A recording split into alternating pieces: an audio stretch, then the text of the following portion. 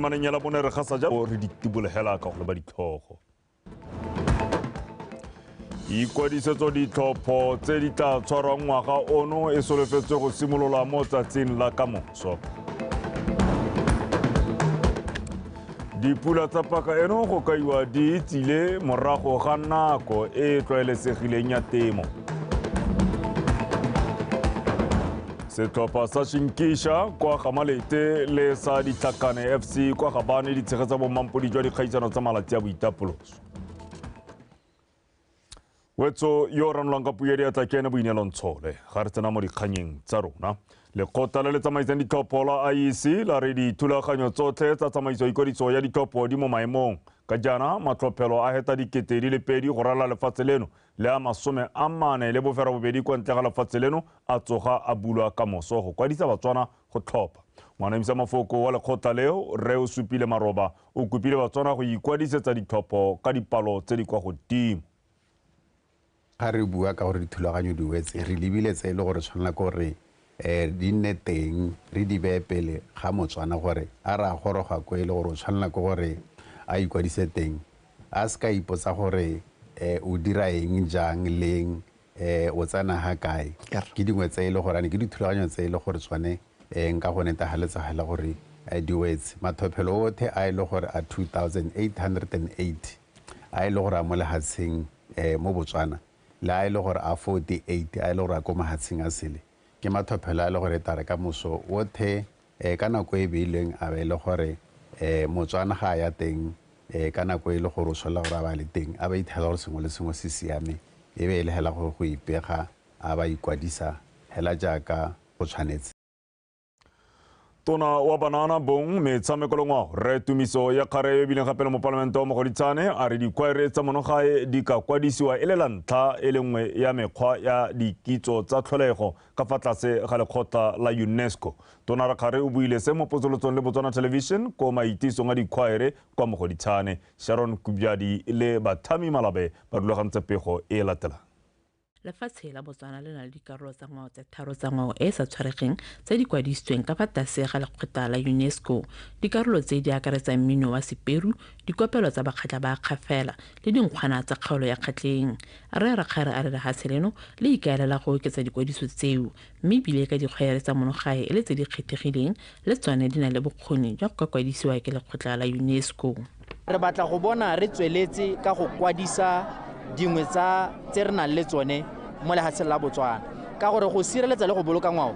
go simologa yala ka tsela e ntseng jalo sentse re kwadise le gone go kwadisiwang teng gore re kgone gore re tlhokomele se ka re ka moso e be le gore bangwe ba re amoga gone mo re nang le mmino wa dikgwaere o le jwa e se ituso bodutu hela mme le sebaka gape sa go supa bokgabane jwa kapari ga mmogo le go nonotsha itsholelo ya magaeng wa bona ha o sa tlhaloganye tshokolo dio tse di tshwana le tseo ka di tsaya motlholo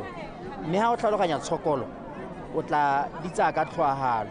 ya ka o bona gona le meruti ha yana ya ka o bona gona le ditafole bangwe ba beile ditafole gone 100 pula profit o ba mo dirang ele mme makes a huge difference mo lapeng ka gore ya ka bile dikolo di bulwa yana bangwe ga bana one madi a go rekela bana di uniform mme a kgonne go dira 200 pula nyana gone o kgona gore go rekela ngwana ditlhako meopelo engwe ka dilo tse dintsi ka dilo tse dintsi mo moopelong ka ithuta ngwao ya lona go tshela le batho go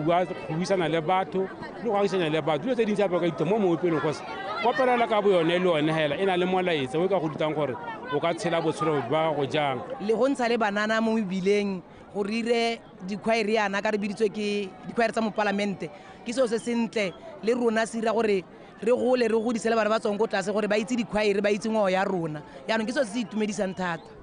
maitiso a dikgwaere a tumile thata ka malatsi a boitapoloso a keresemose le ngwaga o mošwa mme fela go godisa mogamao go botlhokwa gore maitiso a tshwarwe le fa gare ga ngwaga Bathami Malabe BTV News Mogoditshane Mopalamente wa Gabane Mankgodi re Kagiso Mmusi yo bileng gape le tona wa lephata la itshireletso wa kgoletse komiti ya tontsho borukutli ya Mankgodi mogopolo o montle wa go tshwaragana la go ntsha leruo mo tseleng ya Fikeng Mankgodi le Boatle re Mmusi a re fa isala letsholo leo le simolola ba lemogile jalo tota kwelo tlase ya dikotsi tsa tsela tse di bakiwang ke leruo mo ditseleng tseo pego ka Bodulo Mogorosi Ditsela tsa Fikeng Mankgodi Boatle ke dingwe tsa ditsela tse dipalo tsa tsone di leng kwa godimo mo dikotsing tsa tsela tse di bakiwang ke leruo. Ba komiti ya twantsho borukutlo ya Mmankgodi ba re ba itemogetse dilo di le mmalwa tse di bakang leruo go tsena mo tseleng jaaka letlhoko la go taratelwa ga tsela le ditswalo tsa terata mo ditseleng tse. So re kgonne mme fela mo tsela ya rona so fa mandate ya rona motho na go gore ngwaga e tlabe go sena dikotsi mo tseleng e go tlelele ka re tsela e kana ke tsela na dikotsi tse dintsi tse di bakwang ke leruo. Di-manhole tse tsa go title disease di a dutla go tsela Mmankgodi ya la go tsena go boatle yaanong di ntshetsa metsi kwa ntle yaanong leruo le bakiwa ke one metsi a leng gore a tswa mo di-manhole ntse yaanong ke ona go golang leruo le mo tsela yaanong ga le fetsa gonwa le tlebe le nna botlase ga tsela gone ga le tlhole le boela go le tshwanetse gore le boele teng tota la ke one concern ya rona e tona re itemogetse gore di-manhole tse ba title disease ba kgone go bona gore ba ka dira yang ka gore bone re ko tshwanetse di baka leruo le le ntsi mo gone tsela. Mopalamente wa Gabane Mmankgodi Rre Kagiso Mmusi a re se komiti e se dirang ke bokao jwa go nna le moa wa go ipelega le go hetola dikakanyo go fitlhelela tebelopele ya lefatshe leno. Tsela ye ra bagetso e tlala di-accident tse dintsi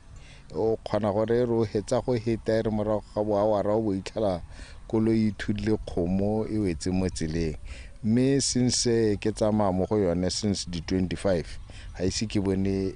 kgomo e peampo leruo le pele tudilwe ke koloi so ke batla go akgola re mokgadi le team ya gagwe jaaka ba ithaopile helana le ba di-cluster ya mme ba batla gore ba ntshe leruo mo tseleng yone mme le yone it has been very successful jaaka ke bua gompieno ke mme ga ise ko re bone go na le kotsi ipe hela mo tseleng yone since ba tsena mo go yone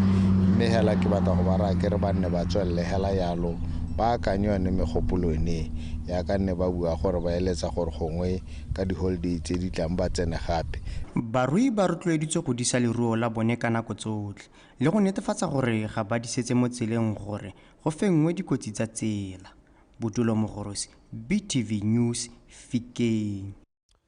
Mogolwane wa lekalana la Water Utilities Corporation Re Peter Sedingwe a re selekanyo sa metsi a mo matamong se kwa tlase hela thata ka ntateng ya dipula tse di butsana tsa ngwaga o fetileng. Re Sedingwe o supile fa fasemo se se tlhobaetsa ka jalo a rotloetsa setšhaba ka kakaretso go dirisa metsi ka kelotlhoko. Re itemogetse dipula tse di kwa tlase tse re go ne re swetso re tla ba tse di botokanyana mme ga di akatsana dinamaga di jaaka re gopotse ne tsa nako tlase mme so ke tshupo gore le matamo a rona ga ka a tsena metsi a lekaneng ka gona go dipula tsa teng ne le butsana jaanong kana kgwetlho nna gore ga pula disane gore metsi a mo matamo ga oketsege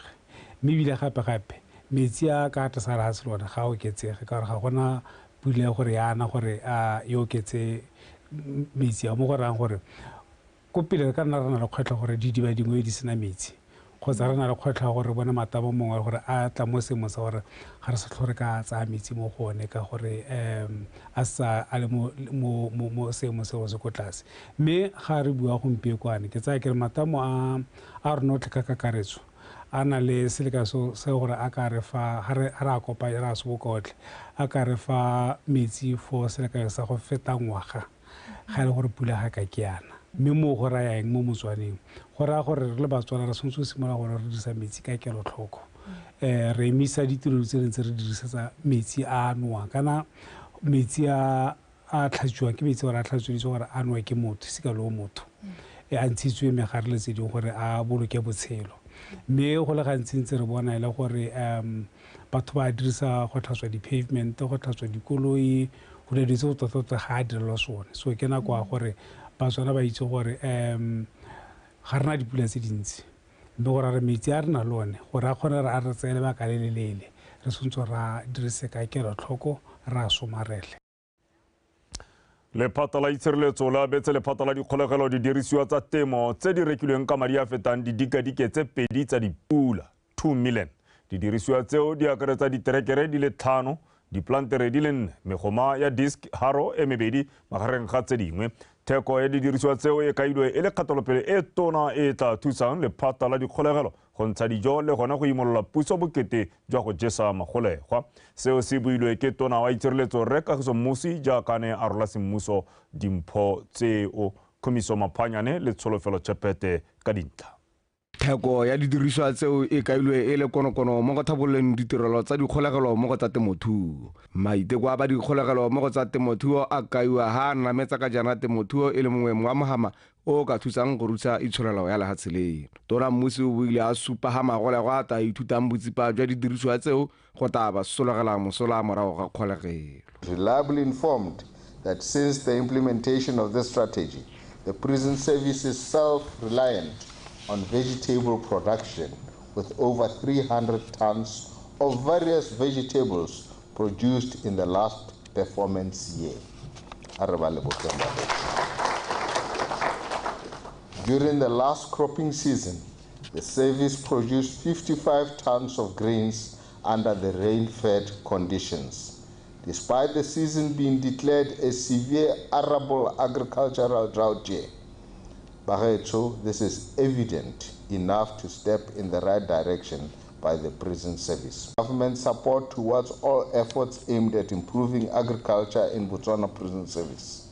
As the inmates engaged will apply the skills learned to improve their communities upon release.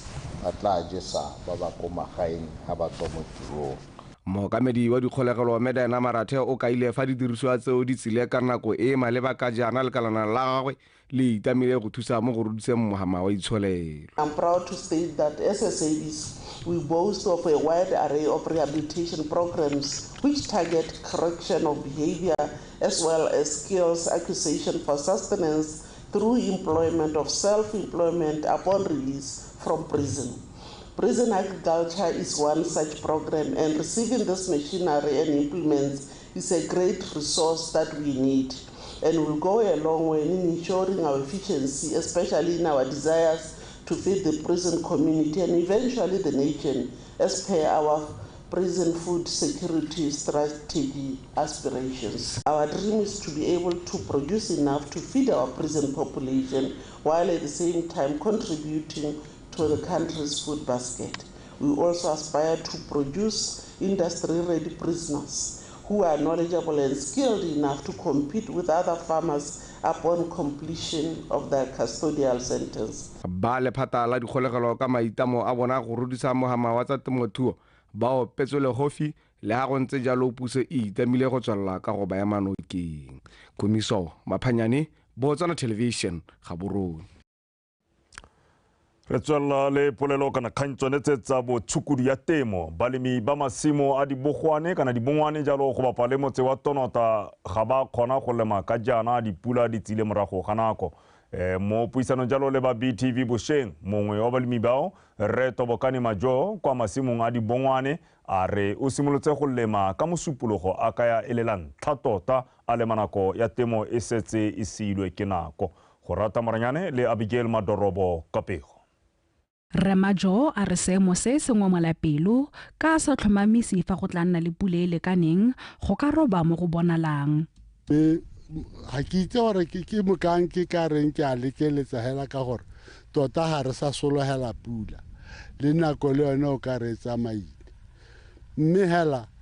ka re toetse go nna re lema ga gona se re ka se dira ke go swela hela gone mo goreng re leme re hetole mmu re bjale ke lemela dikgomo ke lema lebu ke lema mabele ke lema mmidi ke lema dinawa mme tse tsotlhe tse ke di lemang ke ete ke re nako nngwe le nngwe ke di lemile ke robi mme monongwa ga ke itse gore a ke ta roba ka gore pula le yone e butsana ga ene ka ga e tshwanetseng gore e ka bo ena ka teng tsatsi leno go riana mo ke lemile ke a bjala mme ke bjala peo e leng gore ga e ka ke a lala e dule tsatsi leno e santse e tlo nna mo mmung ke letetse pula a ke itse gore pula e tlo nna le o mongwe molemi mme Priscilla Mothibi a re o ikwadiseditse temo le tlotlo mme o thusitswe ka madi a go reka dipeo le go duela bora diterekere. E motho go gona le ispad cause ga o ye gantsintsi o rwele dipampiri tse dingwe o di lebala ga o registerile la ntha o heditse so yang go se dira ko diofising o tsamaya ka o founu hela ke yone o yang go dira sengwe le sengwe ka yone. Re setse re tsenyeditswe madi ke setse ke tswa phaka dipeo ke setse ke lemile le ra terekere ke emetse go moduela hela ka lebaka la gore ne re sere go rutiwe bo ra terekere gore madi a transferelwa yang go go bona. ke ne ke thopa tsone mabele bogolo jang ke a thopile ke lebile gore one mo puleng a kgona gore ga go sena pula a kgona go itshwarelela mme diko tsentse e le khupele ha go ka siama pula ya nna teng ke ta nna na o le montsi because ke lemile something like 22 kg ya meat ke be ke leba go mo go tshwana magapu a se go mo go thokang pula e ntsi ke lebile gore pula e le butsana ke ka hella ke bona thobo e leng gore e ka re le nna ka moso ka tsoga ke thusa go jesa Batswana because ha nna mantsi mo tshimong ke hella ke a go supply ko dikolong ke rekisetsa batho rothe re kgona go tshela dinawa di bata pula mme a di bati pula e kalokalo le tsone ke so se leng gore se ka itshwarella ka kgona go bapala morogo ka kgona go bona le tsone dinawa ka sebele le fa balemi ba bone thuso ka lenaneo la temo le tlotlo ba kopana le dikgwetlho tsa go tshwana le diji le seemo sa bosa se sa itumediseng go rata moranyane BTV News re tswela le dikgang tsa temo balemi ba masimo a khubu la bobedi kwa kgaolo ya legare ba tlhalosa fa dipula tse di tsileng morago ga nako di amile temo ya bona e hela thata ka seo se bakile tiego mo go simololeng go tsenya tema mme le fa go ntse jalo ba tlhalose fa ba sa itlhoboga ebile ba santse ba beile seatla phatleng jalo gore ba tla dika ba robile sengwe monongwaga go rata moranyane ka pego temo ya lefatshe la Botswana e ikegile thata mo dipuleng le fa ntse go nnile le leuba mo dingwageng tse di fetileng balemi ga ba kgobega marapo go lema balemi ba khubu la bobedi ba re le hantswa dipula di tsile thari ngwaga ono ba ikemiseditse go lema le go ntsha dijo le gore ke pula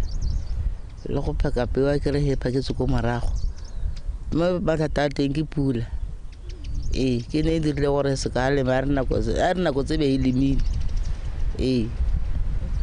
mma temo mo nako ya gampieno e tsamaya sente le a re simolote late ka bakeng la pula ke yone e re kgoreleditseng ka nako e re eteriwe re irile ditema ebile go ngotse go thagolo ke ra gore go ntse hela jana gaue ke one gore o lemang ga ke one re solelang gore nyame gongwe ha mara thodinyana a ka riana re taja tshimo e ngwaga le ngwaga re a lema mme ga renke re tswaela re itshupere nako e mmidi wa rona o bositse la godimo re thagola ya mme gampieno a bona la ele ka bakeng la pula mme re solela sengwe a re solele gore re ta tswa hela go fetoga ga loapi go ama thata thobo ya dijalo lefatshe ka bophara se se tla fetola tiriso ya dijo le ditlhwatlhwa tsa ditshiamelo tsa temothuo ke eletsa go ipona ke le motho yo le mang tota ke le molemi ke ntsha dijalo ke kgona go ja tshimo e ya nje sa mmai ha ke re ga ke a bona sepe ke be ke bona go nkgetsitse 20 tsa mmidi tse ke kgonang go dija go itlhalla selemo se sesha jaanong ke maikaelelo le maikemisetso ke gore gongwe re nne le temo e atologileng thata e kgona gore tshetsa balemi ba rotloediwa go ikwadisetsa lenaneo le lešwa la temo le tlotlo go rata moranyane BTV News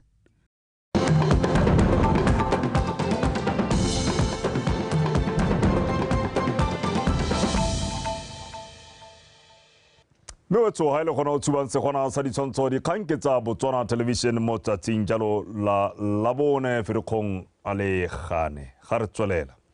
bagwebi ba botlana ba supile boitumelo ka meletlo ya dikwaere kwa kgaolong ya Kweneng mo metseng ya Mmanoko le Molepolole ka malatsi a boitapoloso a ngwaga o mopša bagwebi bao ba tlhalosa fa ba kgonne go dira dipoelo mo meletlong eo e neng e rulagantswe ke mopalamente wa Molepolole borwa re ka bomorwaeng ka ene e phuthile bontsintsi jwa batho Lizzy Class wa bega Mahamakgwebo tse dipatana ke mengwe ka thusang Batswana go thabolola matshelo a bone segolo jang ba ba nnang kwa dikgaolong ka jalo meletlo e tshwana dikwaere e le jwa ka thusa go godisa dikgwebo tse dipatana ka engwe ka batho ba le bantsi mo felong le le lengwe ke mono o montle le go hapa dikgang tsa bo borukutli le rona ba re ba gwebi re anywa sengwe re itseela sengwe ka re mono o ka tswelela wa tologa wa re thusa mo nakong e tlang a go maipuso a goeng o tswelele o re thuse bone bo masapei kana mongwe le mongwe hela yo rekisang wa benefita gompieno ga gona mo eleng gore dijo tse di hatse botsadi se tsamela go reka go bonandose a re je dijo tse di hatse a re nwe se se rekisiwang ha le fa go ntse jalo e re ka dikgwaere tse di tshwarang ngwaga le ngwaga ba ne ba metsa Manoko le Molepolole ba ne ba lebogela ke monokeng ya mo palamente wa Molepolole South dikgwaere tsa ka ditetsana le bona banana ba ha nne go sena dikgwaere ba ka ba le go gongwe mme re morwaeng le Mmadipudi ba dirile gore nakonyana metsotsonyana ya re leng ha ka yone bana bebe ba leha ba se ko diong tse le di hitseng tsa lehatshele tse di maswa tse di sa itsagaleng tiro ya rona ena e tswa kgakala moopelo yo wa rona wa ditiri tsa ga January bagetso ke moopelo o tswang kgakala re ntse re o irelwa ke rra rona o sala o simolotse mo diwageng tsa 2015-16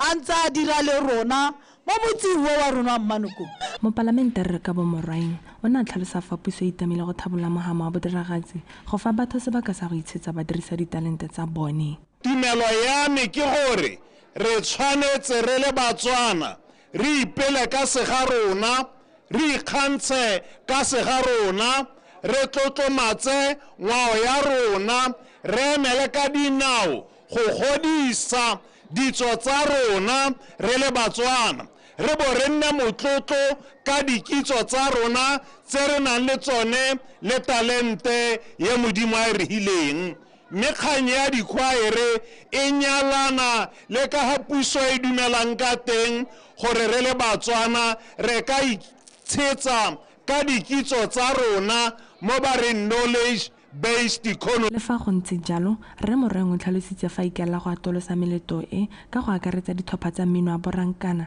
ka maikelelo a go thabolola ngwao le go fa merafe sebaka sa go itshetsa le go ipelagatsa ka ngwao ya one Lizzy Class BTV News Manoko mogolo wa motsemfago wa bana ka jalo bagodi ba tshwanetse ba tlhokomela thata le go fiwa lerato le le tonna le tlotlo ka jana ba tshwere dikitso ebile ba ka thusa go tlisa kagiso le thokgamo mo lefatsheng se se builwe ke mothusa-tona wa dikgaolo le tlhabolomagae Rre Mabuse Pule jaaka na abela bagodi dimpho tsa dijo go tsweng mo mokgatlong wa Ntsabane Foundation le go ba eleletsa ngwaga o mošwa kwa Taung kwa kgaolong ya Gamalete a re mediro ya go tshwana le e neela bagolo sebaka sa go iphokisa phešwana e monnatšana le gone gore ba ikutlwe ba santse ba le teng ebile ba amogelesegile jalo mo setšhabeng lone Sekobo wa bega Rre Pule a re puso e bereka ka thata go netefatsa fa bagodi ba supegediwa lorato jaaka ba tsweletse ka go dira maiteko a go dira lenaneo la tantabala le ka lone ba fiwang madi a itshetso kgwedi le kgwedi Mothusa-tona o tsweletse a eletsa gore tiro ya mohuta o ya go abela bagodi e dire go ralala lefatshe leno go lemoga seabe sa botlhokwa se bagodi ba nang naso mo setšhabeng kelo a rona e le gore sengwe le sengwe se se batlang mogolo a tseya letsogo mo pateng re bone mokgwa gore re ka se fokotsa jang la ra se emisa gotlheleng ka gore ga ke ka re le puso re neela bagolo madi a ra ba neelana ona madi a gape e be re ya tsaya tiro ya rona ya Ministry of Local Government ke go tlhokomela bagolo re ba fa mo go teng ke psycho-social support dingwe tsa dikakanyo tsa ka ge Modimo o ka nthusa ke gore re na le budget e bidiwa go ke ya bagolo hela the elderly program budget go na dio dingwe tse di dirwa go lebeletse matlhoko a bone e be re tsaya mo yo bagodi tiro ya bone ke go tlamelo ka gore ba setse ba dirile tiro ya bone mo botshelong ba dirileng ba re tsisitse mo lehatsheng le le ka kwano re be re fa ka bone jaanong ke ka mo re tshwanetse re ba baballe ba hiwe boitumelo botlhe bo bo ka kgonagalang Ntsabane Foundation ga ba abefela ngwaga le ngwaga mme mo moletlong o ba amogana maele a go ruta le go tsibosa bagolo ka diemo tse di ka ba amang letsatsi le letsatsi re bona go le botlhokwa gore re le bagolo ka gore le nna ne se ke gore ke tla goroga mo ngwageng wa 69 o ka tlhela re bolwa ke bodutu re beetse go thoko ba gaetso le dithuto dingwe tse e leng gore di goroga mo bathong rona re sa di bone re sa kgone go di fitlhelelela mme a sala ka re nna le bokokoano bona go tswa ko bosimologileng teng bona le lebaka e le ruri tota re ithutile dilo tse dintsi re be re leboga gape ba Ntsabane Trust thata ka ke bone beng ba modiro gore sa le mme Mantsabane nna mokhanselara wa kgaolo ya rona wa motse wa rona wa Taung a ba nna le thulaganyo ya gore ngwaga le ngwaga o gopola batsadi o gopola ba ba dikobo dikhutshwane mme jaaka lefoko mo baebele le bua le re go tsogodiwa letsogo le le abang.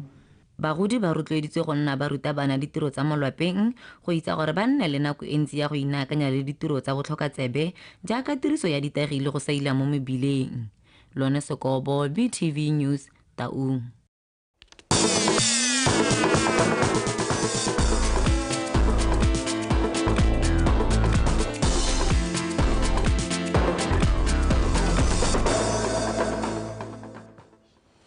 Wetso go tsena tsa metshameko mme Morore Thato Kgosimore o teng gone ha tota go hatsa metshameko Morore.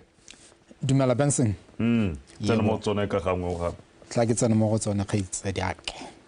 Ya ga tla ke tsena mo go tsone raitso. Ke a go gopotse khomotso.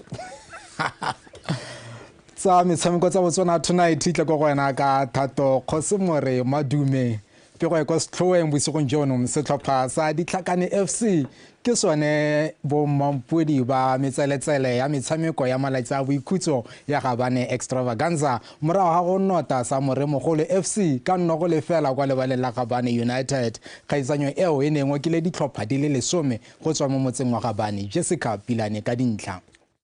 Setlhopha sa Ditlhakane se supile fa se batla go kuka sejana se tsaya ketapele mo karolong ya ntlha metsotso e le 13 pele motshameko ya boikhutso. Mo karolong ya bobedi ditlhopha ka bobedi tsa sokola go rulaganya sebaka sa go nosa jaaka ba tshameka morago ba dira bontle. Ditlhakane SC ya tshegetsa ketapele eo ka go ikgapela 8,000 pula fa Moremogolo e iponetse 6,000 pula. E tumela se ba se dirileng. They are the young players. Ne ba supa gore ba santse ba na le matla a go tshameka bo. Se ke itumela phenyame ka gore gompe kwana team ame ke gone e simologa go simologa ga ena go supa gore magolong a yone e tla bo re ntse re na le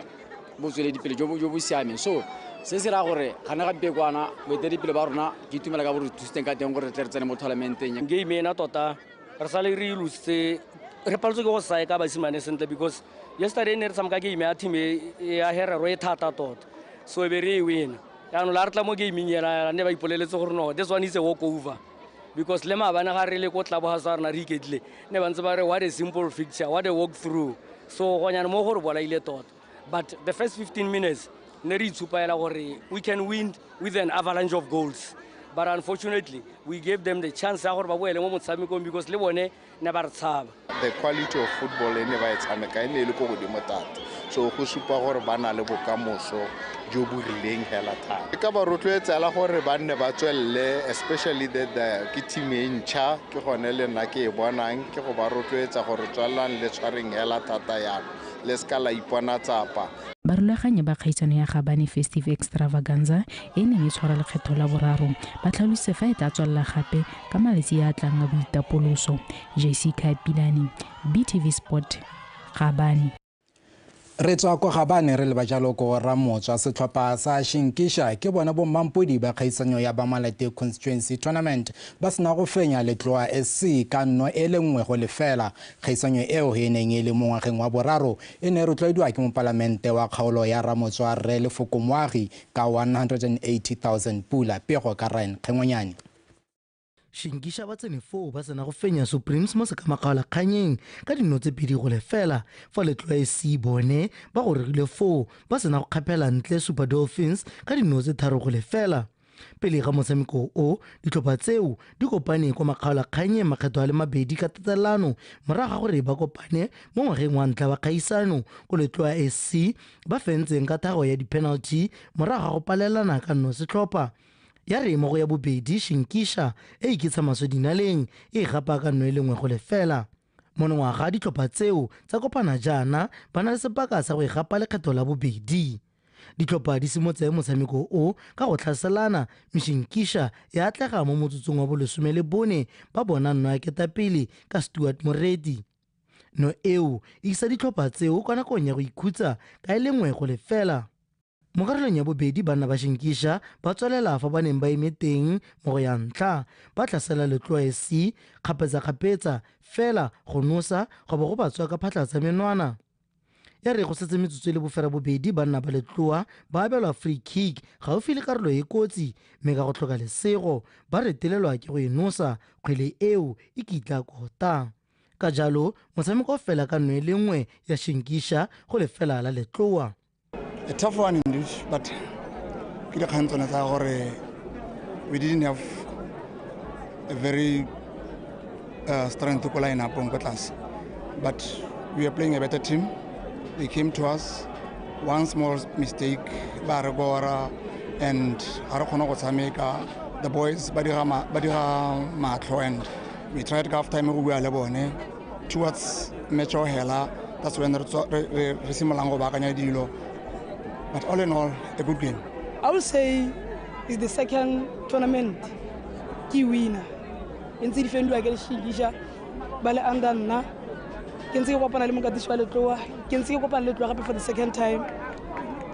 ke motho e reng ga ke coacha ke kgona go lebela gore team e tshameka yang ka e analyze ke bona gore nka berekela ga kae so ke kgona go dira homework ya me la kgona go latela letloa le ga nne ke soletse gore ke taija bo 3 mme kgona go ja 1-0 like a previous one so tsone tse nka di buang nta rona a tsamaile sentle mo ngwaga a be ke lebile tshologelo le one kgolo ya barotloetsi e nne le implement go tswa ko ka gore tsena mo ngwageng wa boraro ntse re dira but ya gompieno e go godimo thata mo tsone tsotlhe maitemogelo a rona ke gone gore e re go a kopile tournament community one e benefit go feta go benefitang ka teng gongwe mo ngwageng o tlang re tshameke ngwe re tshamekela for charity whatever se team di suna tse percentage engwe le bontlha ngwe re bo ise ko gore wa abela ba go bo dikhutswana. Mine is just to thank the Honorable MP and Minister to host and fund tournament at this magnitude, because remember we had one court and this is the continuation of the tournament in a fully sponsored by him. So the success ya tournament ena tota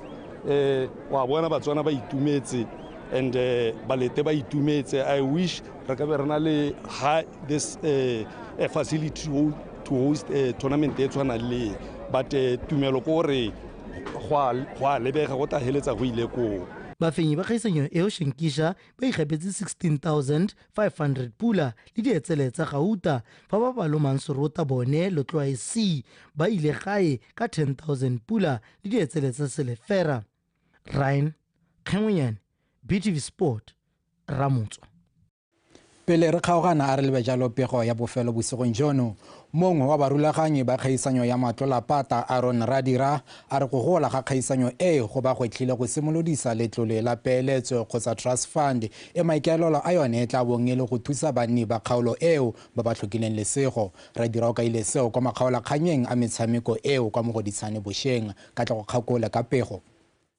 Radira a re moraga go bona ke monokeng go tswa mo matshwititshwiting a balatedi ba kgwela dinao ngwaga le ngwaga o dumela jaanong fa seo se tla ba thusa go ka tsena mo karolong e nngwe e le ya go kwadisa mokgatlho wa bopelotlhomogi wa matlolapata trust fund. Re mo legatong le le go pelepele la go registera mogoditshane tota matlolapata trust e leng gore ka yone jaanong re hetola maikaelelo ka re kgonne go kopanya tšhabe ya rona e bile le lona ko ntle le setse le tla le re emanokeng se se latelang jaanong ke go dira ka diatla jaanong go dira la yone tšhaba yone ya rona e re se bolong go e emanokeng kana e re emanokeng ka dilo tse di harologaneng. Go ya ka motshameki yo wa pele wa Township Brawlers a re nako itsile jaanong ya go ka itebaganya le dikgang tsa go tlhabolola matshelo a batho mo motseng wa Mogoditshane. Radira o boletse fa ikiteile sehuba go dirisa motshameko wa kgwela dinao go ka tsisa ditlhabololo mo motseng wa Mogoditshane le go tsenya letsogo fa go tlhaelang teng go netefatsa fa go sena yo salelang kwa morago ka ditlhabololo. Mme go molemo jang go ka thusa gongwe re sa thuse hela ka bo dijo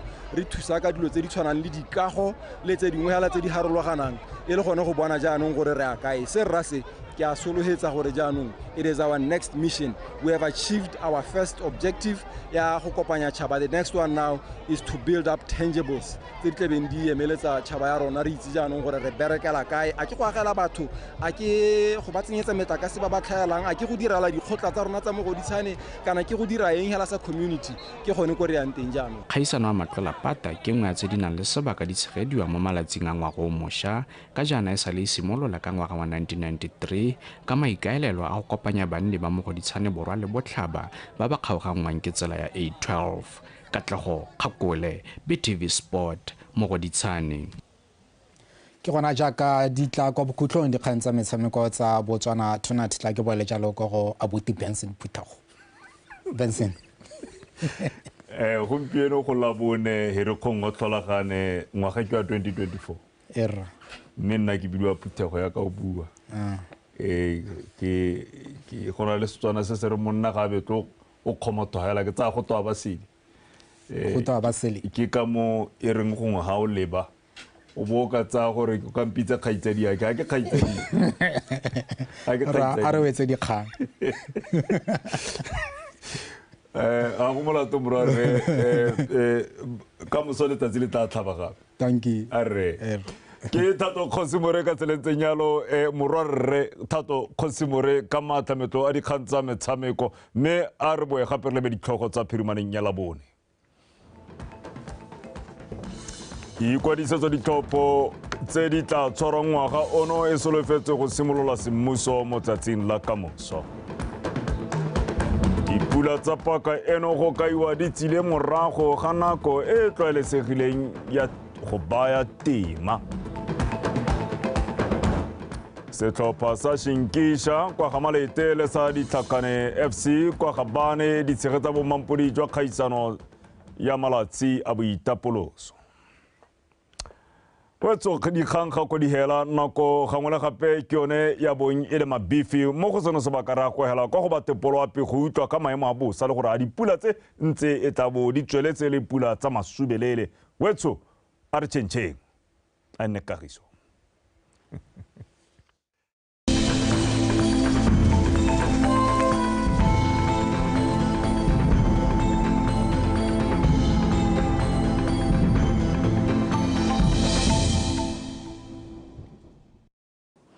Good evening and welcome to tonight's weather forecast brought to you by Lydia. Let's take a look at the rainfall amount recorded this morning. Ralekhato Primary School 24 millimeters, Good Hope Met Station 13 millimeters, Matsakham Primary School 11 millimeters, Khakhatla Primary School 10 millimeters, Bosupa Police 9 millimeters, Tsabom Prison Farm 6 millimeters.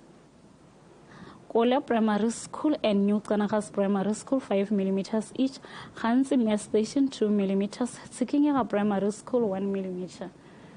Looking at the current satellite image, clouds are visible over most parts of the country. Tomorrow expecting cloudy becoming partly cloudy conditions over southern, southeast, Gauteng, going in southern, central and northeast. Also expecting some partly cloudy conditions with possibility of isolated thundershowers over the entire country. In the morning, we're expecting warm temperatures over southern, southeast, Gauteng, going in southern, central, and northeast between 18 and 19 degrees Celsius. Also expecting hot temperatures ranging between 20 and 22 degrees Celsius.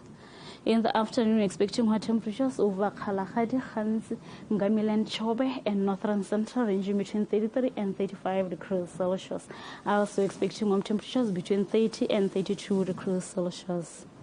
Now the forecast for this weekend over southern, southeast, Gauteng and Kwening. Isolated thundershowers expected on both Saturday and Sunday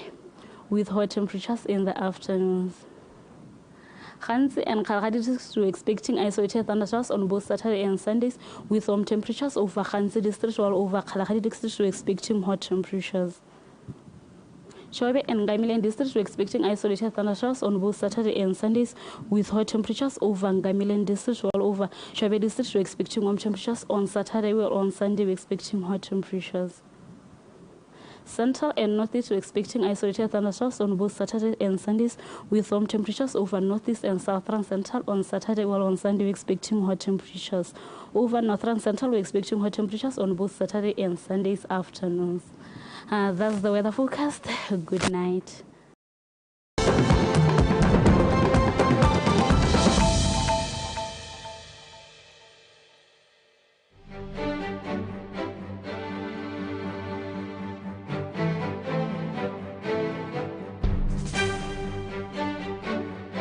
Since we declared drought, the severity of drought